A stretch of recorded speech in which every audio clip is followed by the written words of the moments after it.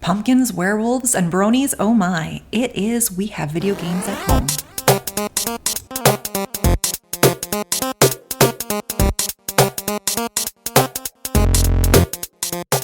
We reviewed 3 games. Which one do we want to start with? Whatever one you want. Go ahead. Let's start with Pumpkin Panic. Pumpkin Panic is like a farming game with a horror twist. So you got to plant your crops, but also not die from the demons that are hunting you. It was very cute. It was cute. I got jump scared a lot when the thing slams into the door. Yeah. It's challenging. It is. Yeah. It had the same kind of challenge when you're playing, when you're playing Super Mario and you're like, I just want to be able to run through it. Yeah, but there is no running. You're slow. So you're like, I don't know what happens next. And what happens next is literally a surprise. You never know. Yeah. It was really good. I think what's funny is when I downloaded it, Steam suggested it to me because I like Stardew Valley. Oh, yeah. And it couldn't have been more off. It's nothing like that. I looked at it and I thought, okay, it's Stardew Valley, but like over the garden wall. Yes. Very over the garden wall vibes. And then when I showed the kids, they went, oh, I know that game. That's what my 9-year-old said. I know this. I saw YouTubers play this. And I was like, well, can you tell me what to do? Yeah. Because it's a cozy horror. Yeah, it is a cozy horror. The little frog, did you meet the frog guy?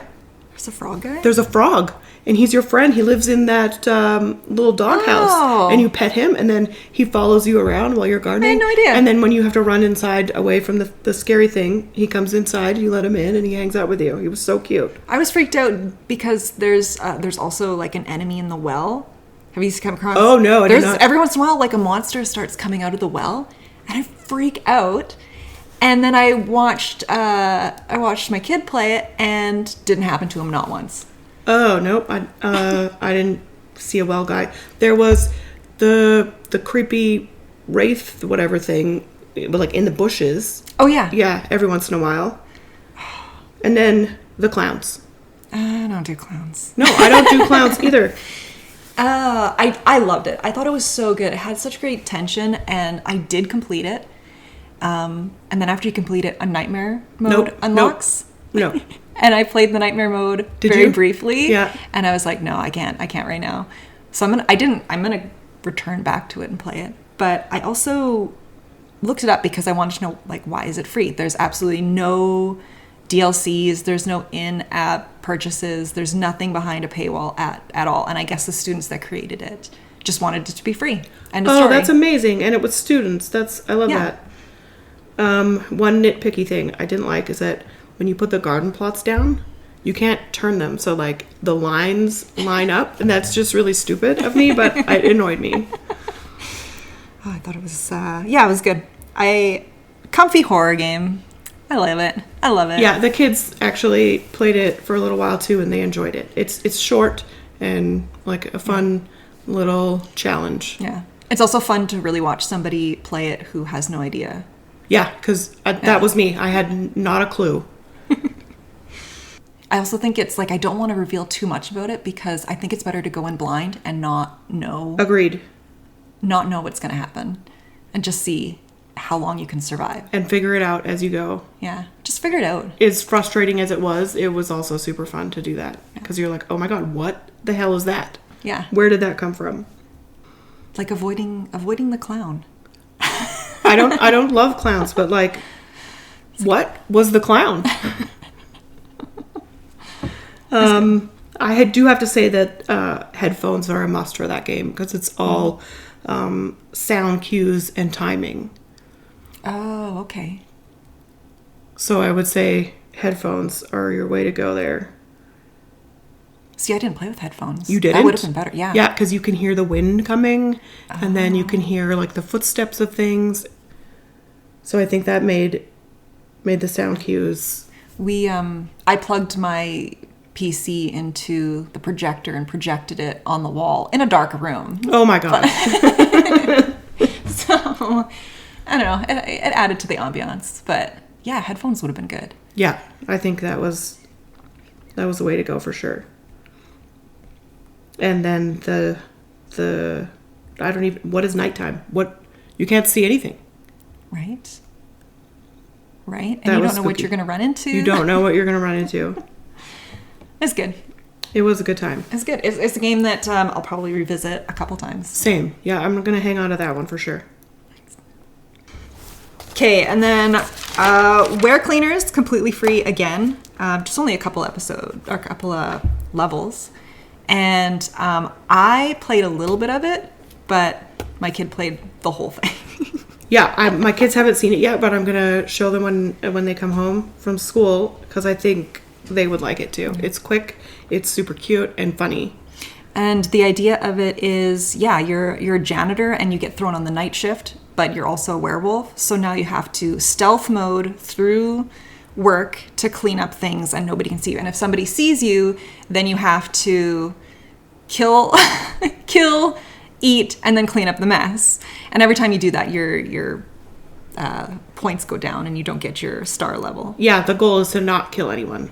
I think somebody pointed out that it's kind of like playing Among Us if it was a single player game and you just had to do tasks. Yes, yep. Just without do tasks and not be seen. Yeah.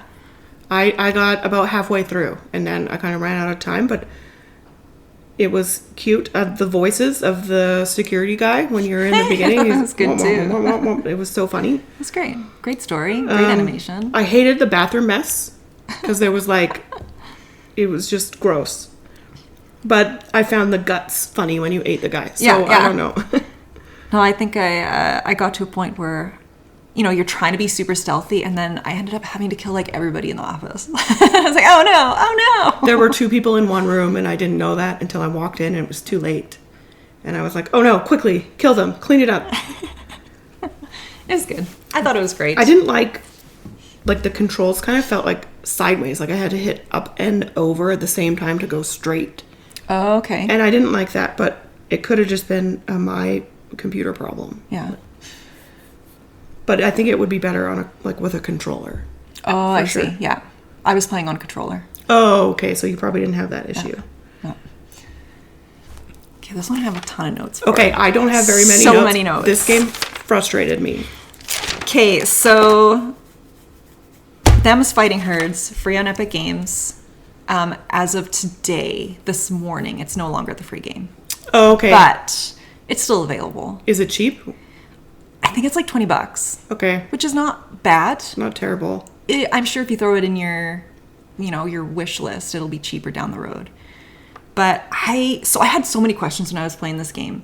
First of all, it is a fighter game with a story mode, and the fighting is written in the font of My Little Pony. And the characters look like it's very cute. It is. So I had a lot of questions because, first of all, why is it written in the font of My Little Pony? It looks so My Little Pony. And then the other one was, why is the story mode so abandoned? I got not very far in the story mode, and you have to jump over these ledges. Yeah, the chasm jumping threw me off. And I was like, I can't do this. This is too frustrating. And then I went to the fighting, and when you're in the little lobby and you're a little pixel guy, it's so cute, and you can walk around and talk to the other people. I liked that. It had a very 90s pixel chat room vibe. Yes. But yeah, the story mode, the story was great. The characters were great. The chasm jumping, I was not a fan of. I feel like if they just kind of got rid of it and just had it where you go around, you start fights with the predators, it'd be great. It was also, the opening story, I found it long. Yeah. For me, and then, if I'm imagining a kid playing it, and they're going to be skip. Mm-hmm. So I did look it up because I wanted to know more about it. Yes. And I got such a crazy lore dump. Okay, I love it. Tell me everything. Okay. So the timeline goes back to 2011, and at the surprise of literally nobody, this was created by Bronies. So 2011, a bunch of people got together who love, in particular, My Little Pony Friendship is Magic. Yep. And wanted to make a fighting game with My Little Ponies. And they were straight up My Little Ponies fighting game. And yeah, they put it on in 2011 and it was free. People were playing it. People were loving it. And the developers called themselves Mane 6, mane as in like a horse's mane. Oh, okay. Adorable. And they had such a following. People were really into it. And I guess Hasbro is pretty cool about people using their... Oh, okay, and like they're totally fine with like fan art and that sort of thing. They let people do their thing. But then in 2013, the game was nominated at the Evolution Champions Series, which is apparently just a whole just fighting games. Okay. And they do tournaments. Oh, fun. And this was the game, by the way, was called Fighting is Magic instead of Friendship is Magic. Okay. And so it made the player's choice slot as a nominee in this tournament. And then I think followers, that's when they say that Hasbro was like, I can't do that anymore. Oh, it got too big. So they got the cease and desist letter and were told, no, sorry, you can't. Lauren Faust, who is the creator and developer of My Little Pony, approached them and said, hey, I can just make you like all new characters for this game. And that's what they did. They changed it into them fighting herds. Okay, so they're not ponies. They're not ponies anymore, but they were. Okay. And the characters are very similar to the ponies anyway. Yes. So they changed all the assets so that they were completely original. And then they took the game and decided that because there was such a huge following with My Little Pony and Bronies, that they took the game to Indiegogo to do a crowd-funded support thing to get it, up and running. Yep. And they crushed their goal and were like, okay, we're making this game. It's going to be a thing. So yeah, they redeveloped it. Them as fighting herds. The voice animation is great. Yep. The animation is great. The fighting is great. Yep. The story was pretty good too. And also they had such a following already with My Little Pony fans with Lauren Faust involved in it.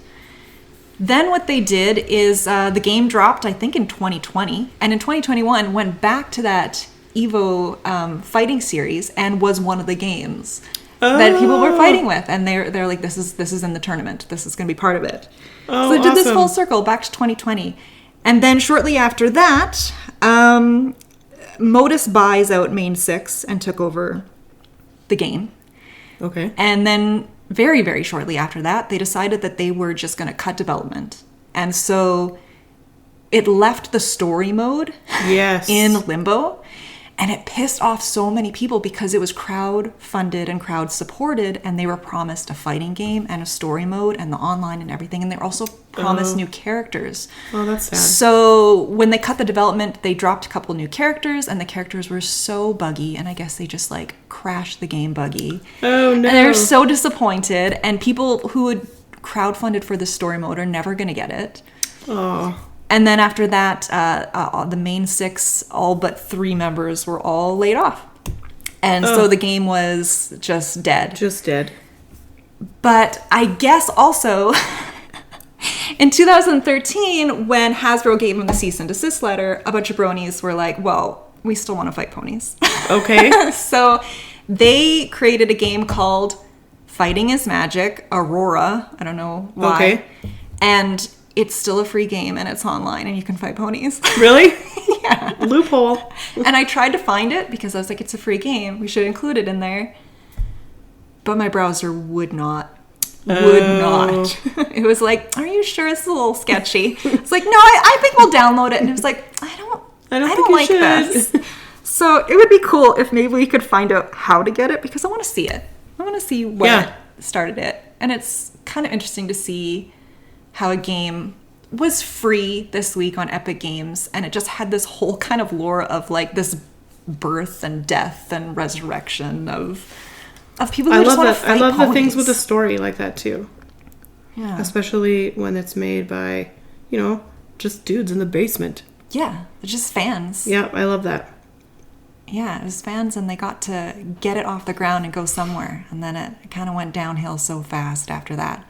Yeah. I don't know. Maybe the more if it's a free game, maybe more people will kind of love it. I wonder maybe that's why Epic Games put it on. Yeah, maybe. For a special. I also think that if you have kids and you don't really want to play Street Fighter and Mortal Kombat and stuff, this is a great option. Yeah. Because there's no blood, there's no gore. It's just adorable. fun. Yeah. Yeah. That's it. That's my lore dump on ponies. I love it. I love it that you hyper focused on the lore of the game. Anything else we want to add? No, they were good games. Short, sweet, cute, fun for kids. Yeah. So Them's Fighting Herds is no longer free, but Pumpkin Panic is free, and so is The WereCleaner. Yeah. On Steam. We got them on Steam. On Steam. Yeah. Yeah. Very cool. Any games that you're thinking of next time? No, I haven't had a chance to look, but I'm going to do that as soon as I get home. I'm going to look for new ones. I have a couple on my radar. Okay. I want early access games Yes. and some $2 games. And then maybe we'll look at the PlayStation Store and see what's free this month. Yep, I'll look at that as well. I'm interested to see what's up. Thanks so much for listening. Catch us next time when we do some dirt cheap thrills for the casual gamer. Tell the kids, we've got video games at home. We have video games at home. Absolutely. All right. See ya. See ya. Bye.